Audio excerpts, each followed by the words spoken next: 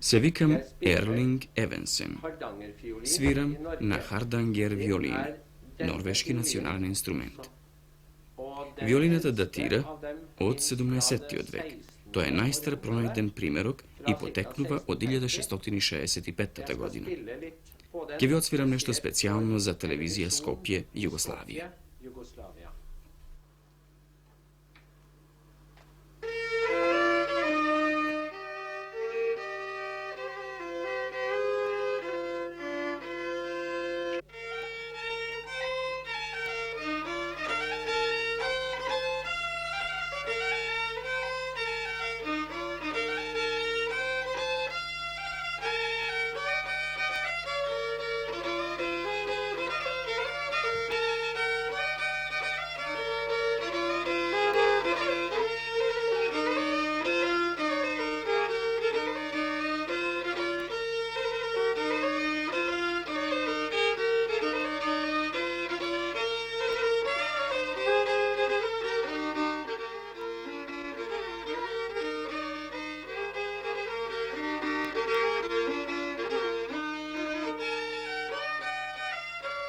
На крајниот Северна Европа, на простор што зафаќа повеќе од 324.000 километри квадратни, испресечена со илјадници фјордови, реки и езера, обвиткана во едновечно зеленило и столетни четинарски шуми, се наоѓа една земја што кај секој оној што за прв пат ќе ја посети, остава неизбришливи и незаборавни траги.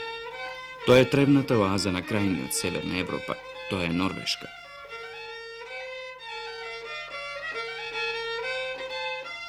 Норвешка е петта по големина држава во Европа. Во неја живеат околу 4 милиони жители од германско потекло, а сосема на крајниот север неколку илјади лапонци.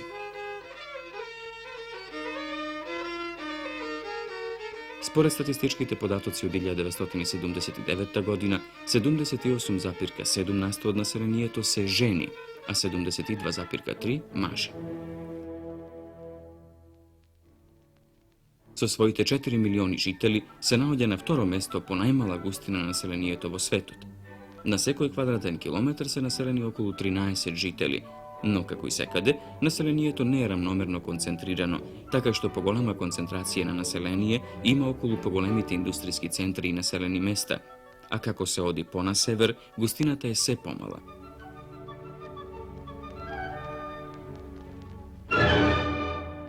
Поголеми градови во државата се Осло, Берген, Трондхајм, Ставангер, Драмен, Кристијансанд, Нарвик и Тромсе.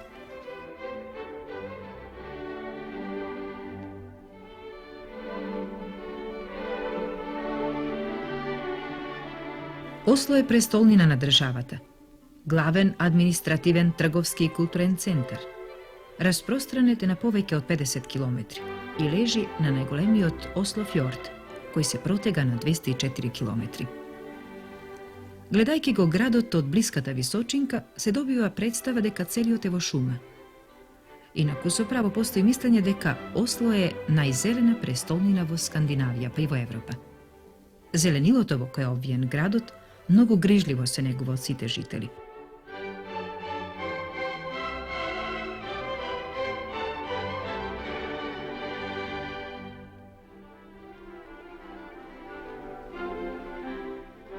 Во градот во кој живеат околу 500.000 жители, сместени се најразлични светски трговски представништва што овде комуницираат со сите скандинавски земји.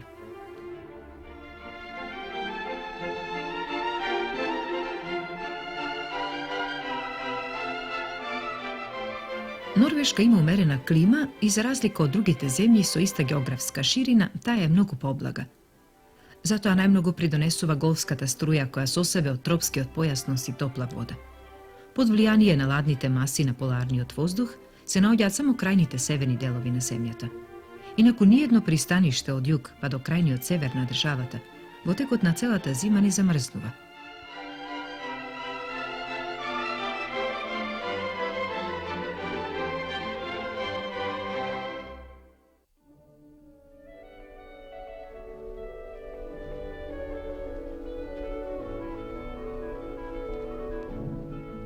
Крајбрежјето на Норвешка е доста разгрането.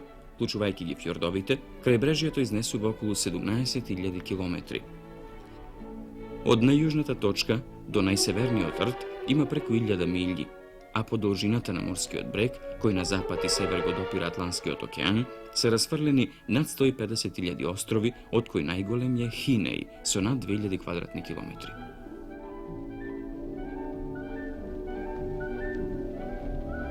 Третина од норвешкото пространство лежи северно од поларниот круг, затоа за време на летните месеци тоа е земја на полноќното сонце.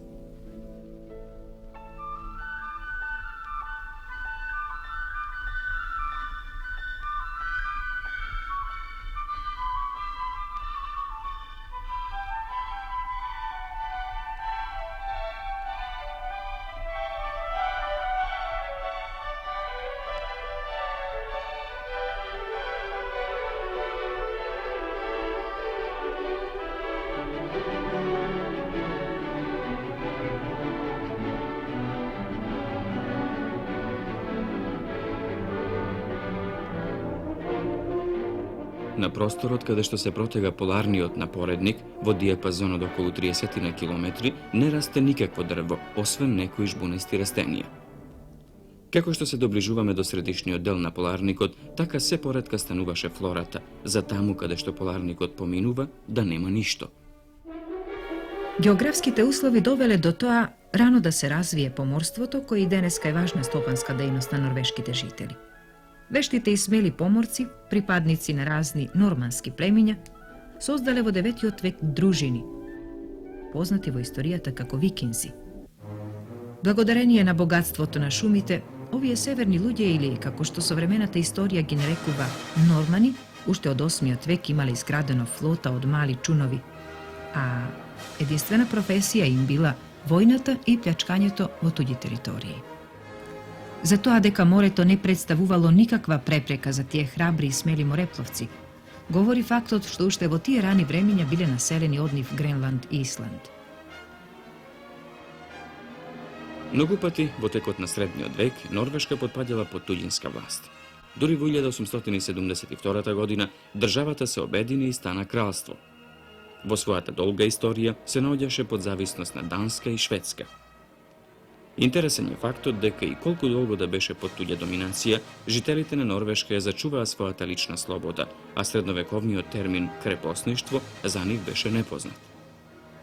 Во 1814 година Норвешка ја прогласи својата независност од Данска и на 17 мај истата година доби устав, инспириран од Американската декларација за независност и од идеите на Француската револуција.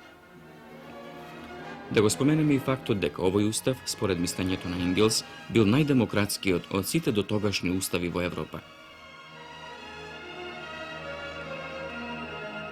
Денес Норвешка е уставно кралство, а законодавната власт во државата ја има парламентот, или како што овде го нарекуваат, Стортинг, кој е составен од 150 пратеници од 5 политички партии. До 1965 година на власт беше Социјалдемократската работничка партија, која со изборите во истата година беше заменета од коалиционата влада.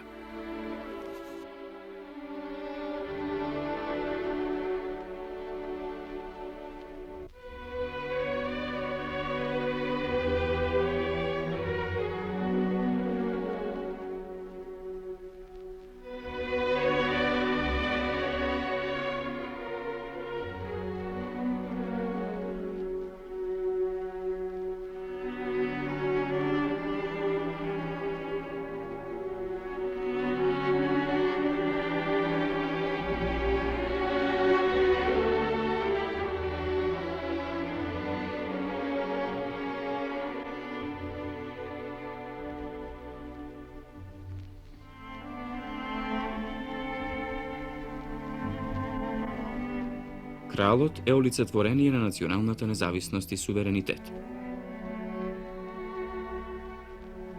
Интересно е тоа дека во Норвешка нема благороднички титули како во другите европски земји. Тие се укинати уште во 1821 година. Норвешка повеќе од 120 години живееше во мир се до избувнување на Втората светска војна, кога 1940 година со ненадејната инвазија беше окупирана од фашистичка Германија. Во исто време, во земјата се разви масовен и легален отпор против окупаторот кој до крајот на војната не стигна. Напорите на германците да заведат ред и мир во Норвешка и покрај мерките што ги презеде националниот предавник Квислинг, никогаш не успеа. Норвешка до крајот на војната за Хитлер беше несигурна територија. Врските меѓу оваа далечна пријателска земја и Југославија се повеќе се интензивираат во повоениот период. Затоа може би најмногу придонесло меѓусебно почитување и симпатии создадени во времето на заедничкиот отпор против окупаторот. Голем број југословенски воени заробеници кои беа интернирани во нацистичките логори во Норвешка, беа помагани од норвешките граѓани секаде каде што тоа беше можно. Преживеаните ветерани стана и активисти и иницијатори во создавањето на едно широко распространето во двете земји југословенско-норвешко друштво и многумина од нив и ден денес ја посетуваат Норвешка.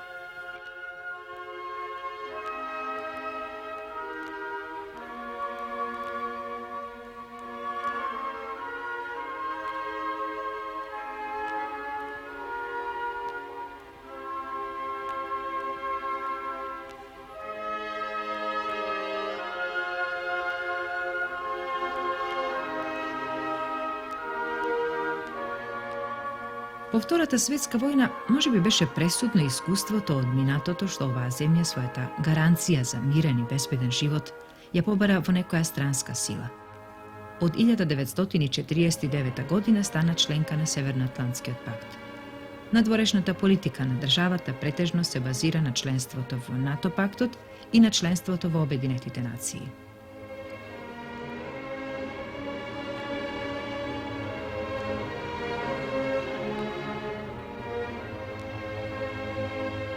Со оглед на тоа дека поголем дел од државата лежи на многубројни езера и фјордови и е испресечена со многубројни планински реки, водата од секогаш имала водечка улога во економскиот живот. Скоро сите градови се наоѓаат на море. Во текот на многуте векови, Норвешка беше најголемото риболовно наоѓалиште во Европа. По улов на риби, Норвешка е на трето место во светот, после Јапонија и Соединетите Американски држави. Претежно се лови бакалар и скуша, а по уловот на китови е на прво место во светот. Во Норвешка и денеска риболовот представува важна стопанска гранка. Пазарите изобилуваат со риби во свежа и конзервирана состојба, а Норвешка е еден од најголемите извозници на риби во светот.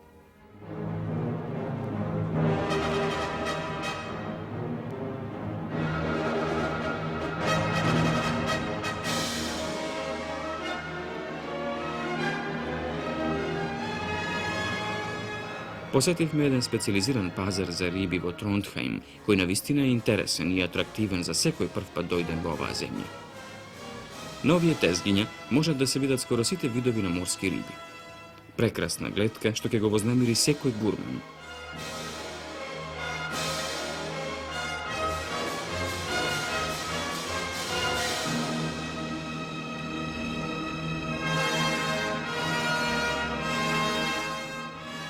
Кога зборуваме за пазарите, можеме да ги споменеме и малите градски пазарчиња за овошје и зеленчук. Овде, артиклите што се нудат се првокласни и одговараат на нивните строги критериуми за квалитет.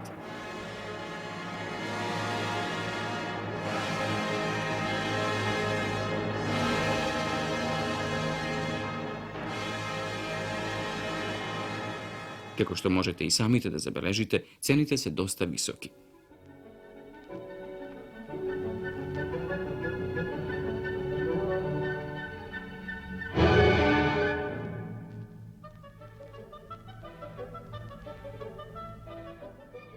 Исто така, интересни се и специализираните пазари за цвеќиња, што овде во Норвешка особено многу ги има.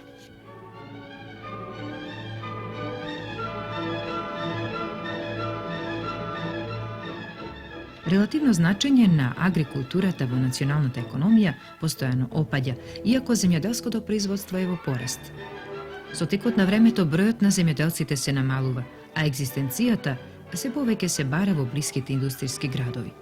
Како и секаде во светот, миграцијата и овде е изразена. Се почесто населението од северниот дел на Норвешка се доселува кон југ на државата и од помалите населени места во поголемите. Норвешките земјоделски поседи, од кои екзистира околу 21% од населението, се релативно мали, со површина во просек од околу 5 хектари, no se opremeni so visoko razvijena tehnologija i zato zemljodelstvo to je intenzivno, a prihodite moćne visoki. Na patot po Norveška skoro sekada ne iduvavme na mali zemljodelski posjedi i stočarski farmi. Posjetivme jedna farma vo Levanger, vo sredna Norveška i porazgovaravme so nizini od sobstvenik. Toril Winther. Og vi driver gård, 250 mål, og vi har 30 melkkyr og 30 ugner, til sammen 60 dyr. Se vikam Tove Lindstad. Naša ta farma zahvaća 25 hektari zemljište. Imame 30 kravi molznici i isto toliko telinja. Najvažniji se i najmnogo prihod dava mlekote i mlečnite proizvodi. Fjøs og lettvint, automatisert. 3 traktorer. Hver ku yter ca. 6000 kilo melk for året, og den melka leverer vi til meierier. Og her i landet så er det Molzenje to je potpuno automatizirano. overproduksjon. men Sve koja det od kravite dava okolo 6000 kg mleko det godišnje. varierer. Celo to količestvo na mleko ga otkupува mlekara. A cenata i otkupot na mleko to se garantirani. Men det er Členovi sme na Združenijeto na zemljodelskite proizveduvači, jedna mnogo stabilna organizacija vo zemljetu. Vo sami od početok Združenijeto odigra značajna uloga v obnovu vanjeto i razvojot na zemljodelstvoto. Prvenstveno sa nabavka i pozajmuvanje na zemljodelska mehanizacija, koga pojedini proizveduvači nemale sredstva za individualno nabavuvanje na istite. Deneska preko Združenijeto se rešava pretežno socijalni prašanja na zemljodelskite proizveduvači. Og det er en solid organisasjon.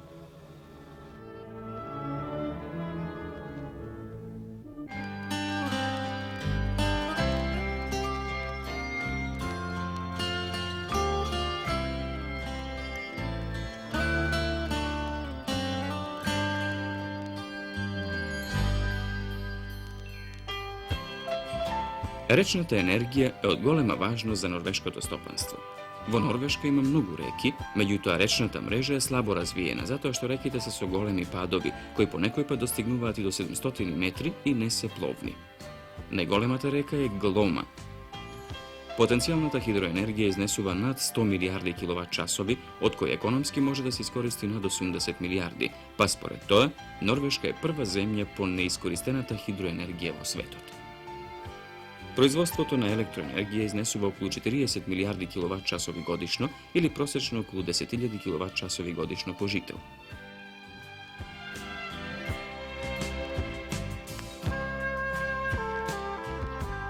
Vo Norveška naplatuvanje na električnata struja po domaćinstvata se vrši na 3 meseci, 6 meseci ili pak jednaš godišnjo. Prosječno norveško semejstvo godišnjo za električnu energiju plaća okolo 1.000.000 stari dinari. Sve to je relativno jeftino, vo sporedba so visoki od standard što ga uživa norveški od građanina.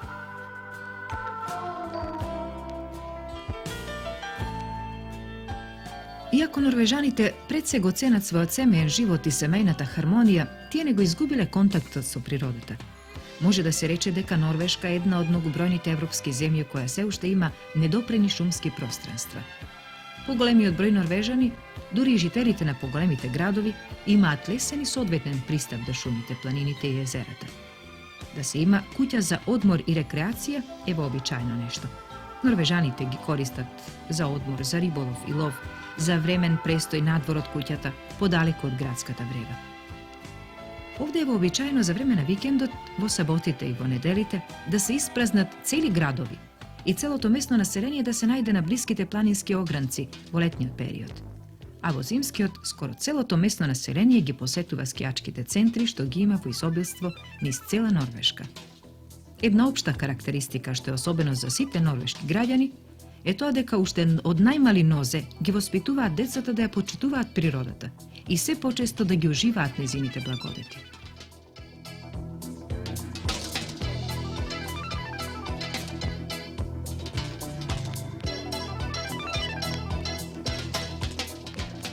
Според бројот на вработените, над 90% од норвешката индустрија е во рацете на приватни лица и компании. Според законот, сите норвежани кои се во работен однос имаат право на 4-неделен одмор со полна плата.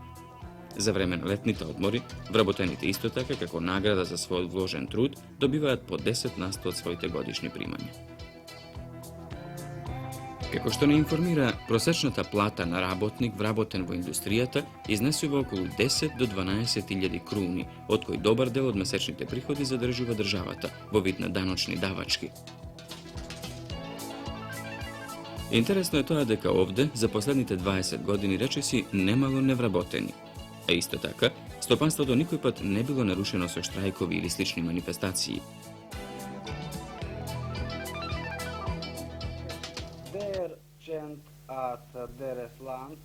Познато е дека во вашата земја воведен е системот на самоуправување уште во 1937 година. Како се реализира?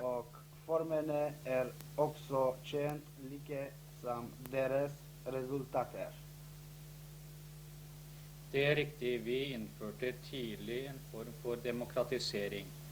Det var i begynnelsen betydelig motstand mot at de ansatte skulle få komme inn og være med Точно. og lede. Ние уште одамна имаме воведено една форма на демократизација. Во почетокот имаше отпори околу тоа сите вработени да се вклучат и учествуваат во раководењето со фабриките и предпријатијата. Vi har også fått Политичарите en имаат свое мислење за тоа. Јас можам во основа да зборувам како директор на банка во врска со водењето на банкарските работи. Ние исто така се вклучивме во тој процес на демократизација, така што вработените имаат право да учествуваат во одлучувањето. Å påvirke sin egen arbeidssituasjon. Fortsatt denne Ова резултираше во позитивна смисла, така што сите вработени имаат потполна одговорност и директно влијаат на собствениот статут на работник. Kapitalen har enda flertall. Моето мислење е дека тоа е исправно, но тоа сите работници, сите вработени, да се вклучат во процесот на одлучувањето што е директно врзан со нивната дејност. Synes jeg har vært en meget positiv utvikling, og som vi har i ledelsen hatt veldig god nytte av.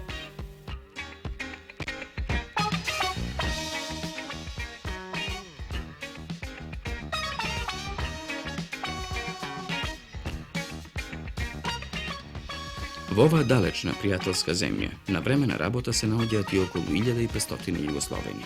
Само во главниот град се стационирани околу 800 до 900 југословенски граѓани. Овде во Осло живеат над 30 на македонски семејства кои се на времена работа. Ние свративме во семејството на Лилијана и Блаже Митревски. Блаже, од каде сте вие? Колку години сте овде? Јас сум роден од село Перово, Преспа. Во Норвешка сум скоро 13 години. Имам променато доста работи и сега се застанам на една работа, работам во фабрика за сокови, се вика Нора. Како сте задоволен од работата? Како сте примени од... Па јас и како што ви реков, далматинците еден збор добро го зборат, фали море дар се копна. Кога нема пубаво мораме да сме тука, кога, како да ви речем, ја самиот не знам, покушав 2 пати да се вратам назад во Југославија, да работам таму кај нас првиот пат и како вториот пат работа не можев да добијам. Па сега се решив едини трети пат да се вратам назад и да почнем да работам со земјоделието. Имате доста земја? Па прилично. Ово е вашето семејство овде потесно. Да. Тука е жена ми и чупињата, имаме 3 чупиња. Со јазикот проблеми нема, али со друга страна има проблеми. Пошто да ги даеш во дечка градина не се исплаќат. Премногу пари да се плаќат. Ако ода децата во дечка градина, жена ми парите што ги работат, треба да што ги зема, треба да ги дајме тука. Па затоа наутро јас работам, навечер седам со децата, ги чувам, жена ми оди на работа. Значи преоптеретени сме од таа старнали, што ќе А правиш? во школа ќе треба ли да појдат на скоро? Па тоа е проблемот за што сакаме да се вратиме и назад. Пошто ова година треба Дафинка да почне училиште. Да. Македонче, малечко сум уште дете, јуначе сум смело ја. Сина лична земја мила, сина Македонија. Потомок на Гоце јас сум. Сина народ мој што сој веко крст, леше за слобода, бој. Ој да раснам, пораснам, голем да станам. Одушна ми земја мила, сегде ке те врам.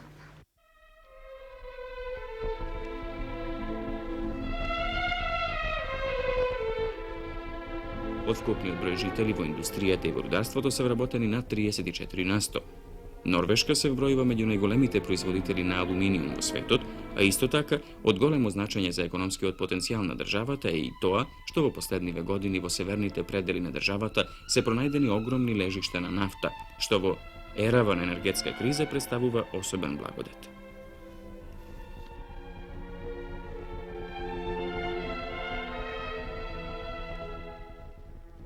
Една исто така од поважните стопански гранки во земјата представува дрвната индустрија. Како што рековме, шумите покриваат 1,5% од целокупната површина на земјата, а со цел да се одржат и да се прошират овие драгоцени богатства, секоја година се засадуваат околу 100 милиони млади дрвца. Најголем дел од дрвјата се преработуваат и се извезуваат во вид на разни видови хартија.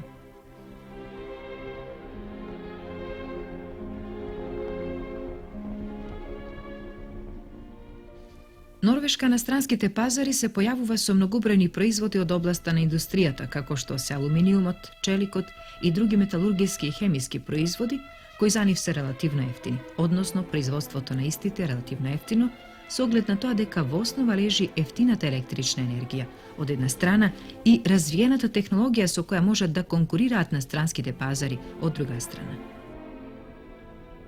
Секако дека Норвешка и за Југославија представува интересно подрачје. Затоа какви изгледи имаме во престојниот период за трговска размена и што се е сторено во изминатиот период, ни даде одговор представникот на Стопанската комора на Југославија во Осло. Говоречи о робној размени измеѓу Норвешка и Југославија, треба отворено признати да е ситуација доста неповолна. У прошлој години из Југославија смо извозили у Норвешку 10,5 милиона долара, а увели преко 50 милиона долара, тачне 54 милиона долара. Покривеност е тако доста испод реалног, односно боле речено зажеленог нивоа. Карактеристично за Норвешку јесте да Норвешка увози преко 13 милиарди долари разне робе из целог света. И интересантно е подручје за све експортно ориентисана економија.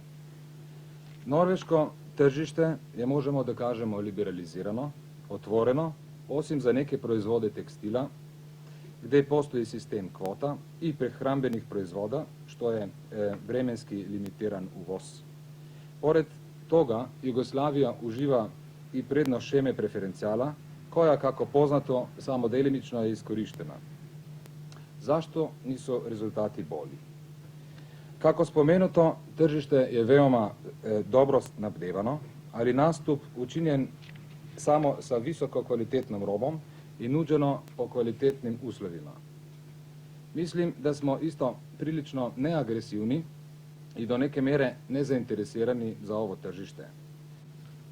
Још издалека нису искориšćene све могуćности, тако, на пример, код извоза прехрамбених производа, индустријских производа и тако дале.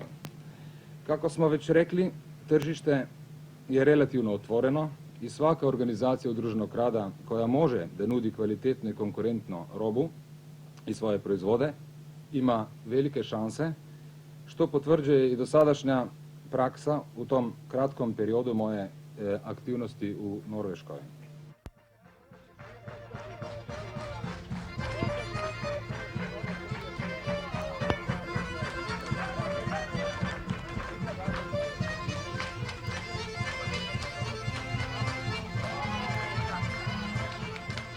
Честопати нашите времено вработени се собираат во просториите на Југословенскиот клуб во Осло, каде што имаат можност повеќе да си поприкажат. Кога ние го посетивме клубот, Кут Гусле од Кикинда, што беше составен член на карванот, им приреди богата културно-уметничка програма.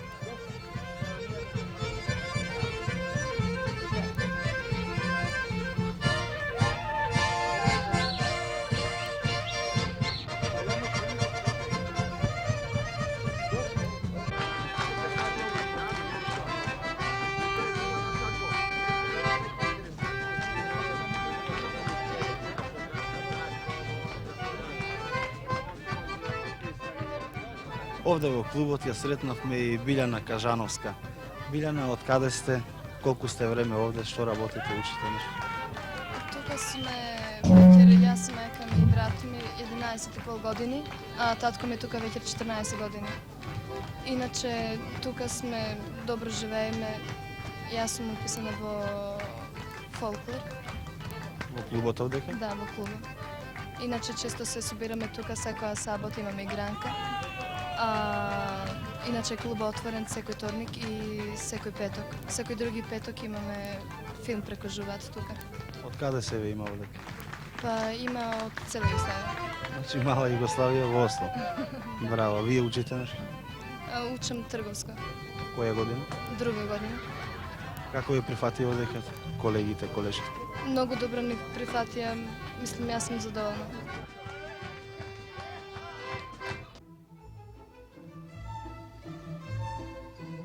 Од нашите времено вработени, многумина своите судбини ги сврзале со норвешките граѓани. Со цел да слушнеме како се чувствуваат овде, како им се допаѓа оваа земја и како се снашле во неа, поразговаравме со некои од нив. To je davno bilo, to je bilo još 67. kada sam bio mlađi, želeći aventuru kao i svi naši Jugosloveni da prođe svet. Slučajno sam došao u Norvešku sa namerom da budem 3 mjeseca i vreme kao vreme, prođe dan za danom i na kraju ostado. И ја Oženio запознате se. вашата сопруга и Da, upoznao sam suprugu i создадовте семејство. da i Да. ženski narod kao ženski narod uvek magnet privlači. Да. Како сте овдека примени, како живеете? Pa mi smo već duže vremena tu, tako da smo se prilagodili da se osjeća, kad odemo u Jugoslaviju, osjećamo se da smo gosti. Jer tu je sredina, deca idu u norvešku školu, imaju norveške prijateljice, mi kao mešan brak, pola smo u jugoslovenskom društvu, pola u norveškom, tako da život teče normalno, mi smo relativno Двете zadovoljni. ќерки посетуваат норвешка школа, не? Da. Starija ćerka Katarina, ona ide u 3. razred Norveške i pohađala je 3. razred Браво. Јел ти Jugoslovenske. знаеш нешто српско-хрватски? Како се зовеш, име, презиме? Katarina Milković. Колку време сте биле во Југославија, да? Колку пати? O, ne znam, prvi put u 70-u, a ja mislim posle svake godine. Дали контактирате со овие наши југословени овде? Ovdje u Norveškoj ima nas puno Jugoslovena. To je, mogu da kažem, jedna mala Jugoslavija. Često se skupljamo, odnosi su jako dobri. Mi ne govorimo jedno drugom ko je Makedonac, ko je Slovenac ili Hrvat, mi kažemo Jugosloven. Браво. Imamo jedan divan jugoslovenski klub gdje se sakupljamo, veselimo se sa pesmama, igrama iz Makedonije i specijalno iz Makedonije, folklor je jako željen. Kad kažete kulturne manifestacije, mi ovdje u Norveški malo se osjećamo kao da smo zaboravljeni sa tim kulturnim manifestacijama iz Jugoslavije. Ti kulturne grupe koje dolaze, da li je to folklor ili pevači ili predavači, obično krenu u pravcu Skandinavije i kad dođu u Švedsku oni naprave zaokret nazad. Zašto? Zato Norveška je valjda malo dosta daleko, to je mala zemlja gdje nema mnogo Jugoslovena, valjda ekonomski Norvežan nama, kad nas nema mnogo ovdje u Norveškoj, teško je prihvatiti jednu ponudu koja je često previsoka po našem mišljenju, tako da smo često. Za nas starije koji smo došli iz Jugoslavije možda to nije toliko katastrofalno, ali za decu koju mi pokušavamo da prilagodimo jugoslovenskom duhu, to je veliki gubitak. Jer nije dovoljno našoj deci kažete samo čitajte knjigu, tako u Jugoslaviji. Kad nemamo nikakvo iznenađenje, jedan lep folklorne grupe, pevači, Nešto praktično da... praktične manifestacije, da se ta deca raduju nečome. Jer jako je to na jedan način dosadno decu terati iz dan u dan. Čitajte, ovako u Jugoslaviji. Tu se malo osjećamo, makar ja, da kažem, da smo zaobiđeni, da bi Jugoslavija imala koristi da učini malo više. Na kraјот секако дека и фамилијата ќе сака да поздрави некого. Ќе ми поздрави баба и деда. Поздрави баба и деда у Ушица и тетка Милена и тетка Раткомиска и каже да Катарина воли да дојде и добiju slatko od kupina. Браво. Na to nam najbolje mi voli kod tetka Milena. Je li tako? Kaže jeste? Jeste. Da.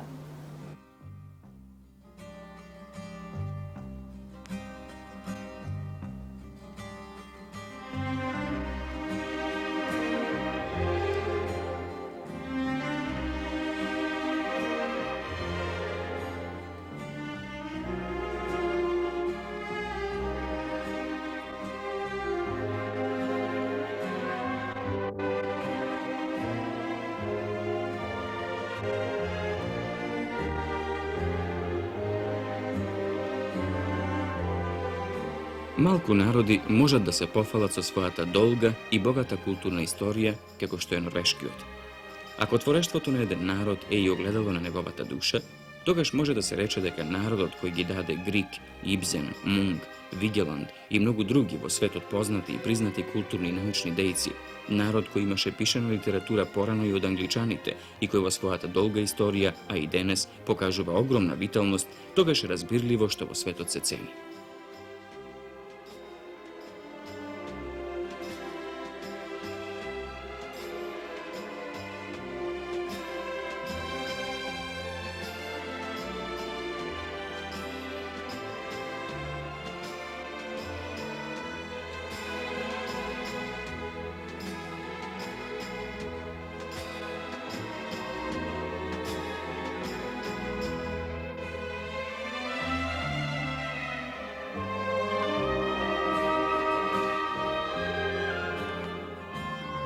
Густав Вигеланд беше познат вајар со светско реноме, кој со своите дела одамна ги минал границите на славата надвор од својата земја, а со својата богата уметничка инвентивност како скулптор, целиот свој живот го минал во дружење со каменот, во размислувањето како истиот да го облагороди, да му даде живот и душа.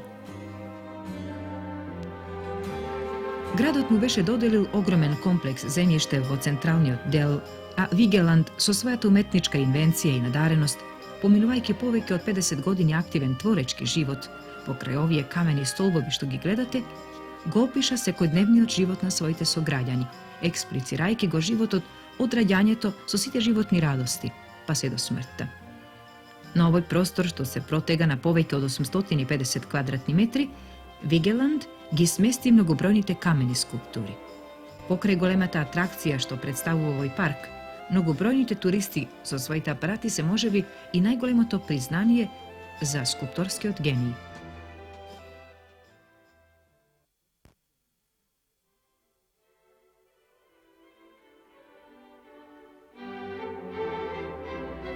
Од преку 1000 норвешки цркви од средниот век, денес се зачувани само 30, кои представуваат своевидна атракција за секој турист. Од камените градби може по својата велелепност, складност и естетика да се издвои катедралата Нидерос, што се наоѓа во градот Трондхајм, средна Норвешка. Изградена во готски стил, од вредните раце на мајсторите градители во 11 век, со своите внатрешни и надворешни импресивни и прекрасни орнаменти, представува најубава градба од овој вид не само во Норвешка, туку во цела Скандинавија.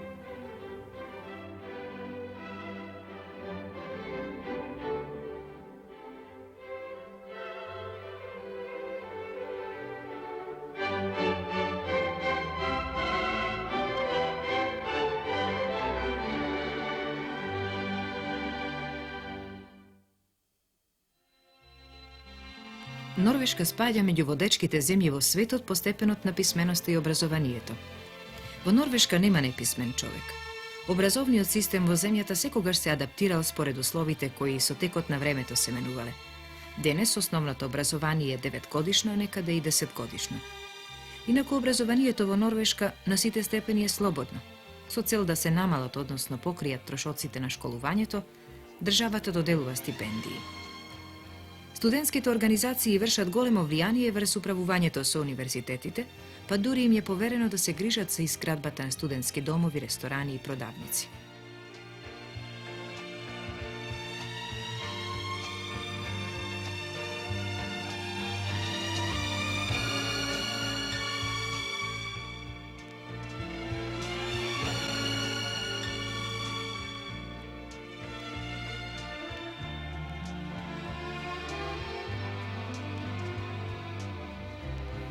Покрај самите студентски домови се стационирани и предучилишни установи што се грижат за нивните деца. Интересно е да кажеме дека овде, во овие предучилишни установи, 3 часа дневно децата се изнесуваат надвор, без разлика на временските услови и на возраста на детето.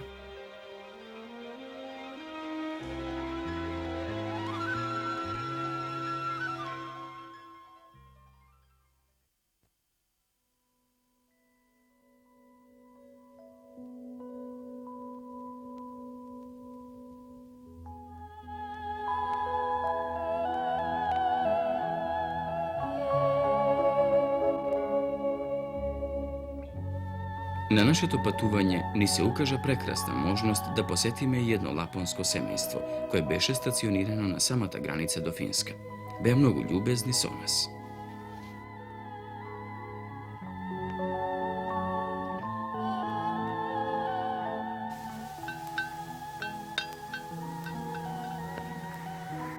Обземени со својот вековен ловечки инстинкт, се уште многумина живеат како номади, спротивставувајќи им се на современите текови на живење. Тешко може да се утврди нивниот точен број, но се смета дека ги има околу 30.000, од кои најголемиот дел живеат во Северна Норвешка. Затоа, од каде се дојдени и какво им е потеклото, научната мисла се уште не го дала својот последен збор. Според говорот и некои други компоненти, се претпоставува дека се најсродни со финците. Инаку некои сметаат дека тие се доселени овде дури и пред викинзите, односно во почетокот на нашата ера. Предците на денешните лапонци што ги населувале овие северни скандинавски предели, во минатото се занимавале со лов и риболов. А како што одминувало времето, истите, мешајќи се со другите лапонски племиња, почнале да се занимаваат постепено со земјоделство и сточарство. Денес, основно занимање на повеќето лапонци им е чувањето на големи стада припитомени ирваси. Тие живеат во специфично изградени мали куќички од дрво, од озгора прекриени со земја.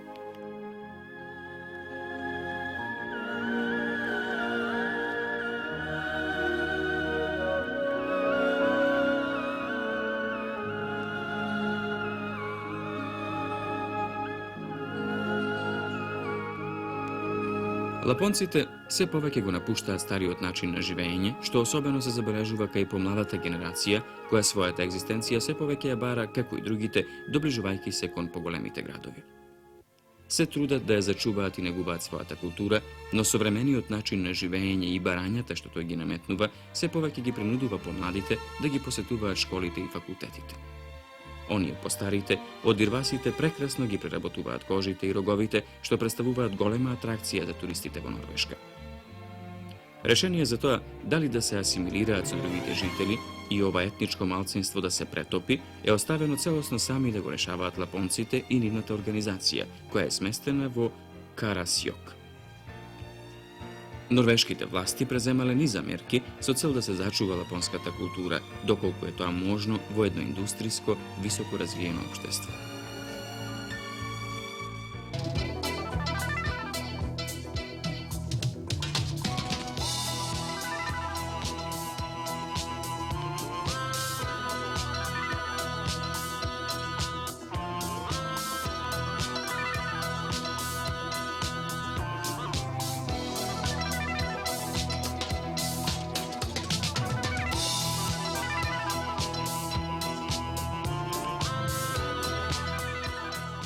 Колку и да зборуваме за оваа земја, за овој народ до крај, секој пат ќе бидеме неискажани. Во овие 50 минути се обидовме да ви ја приближиме Норвешка, да ви предочиме моменти од општественото, стопанското и културното живење на земјата. Моменти од норвешкото катадневие, барем онака како што ние ги почувствувавме и пренесовме преку окото на филмската камера.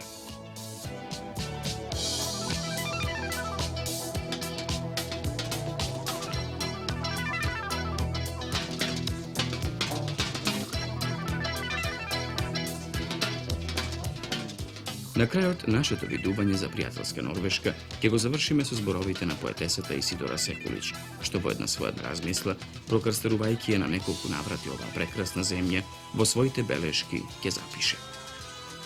Тоа е татковина на поетски души, но и на сите сурови отпори против понижувањето од сиромаштијата. Тоа е земја на тежок макотрпен живот, во кој без херојство ни лебот не се заработува, ни културата, ни радоста.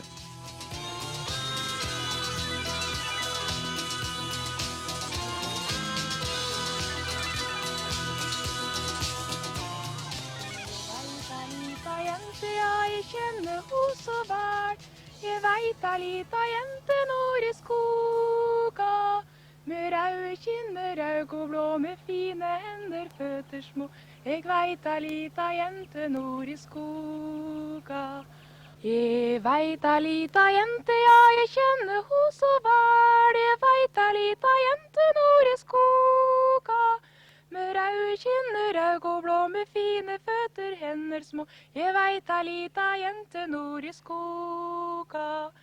Og langt til skogs ved blomster kjenner langt, ja langt til skogs. Der tar da trosten synger så om kveld.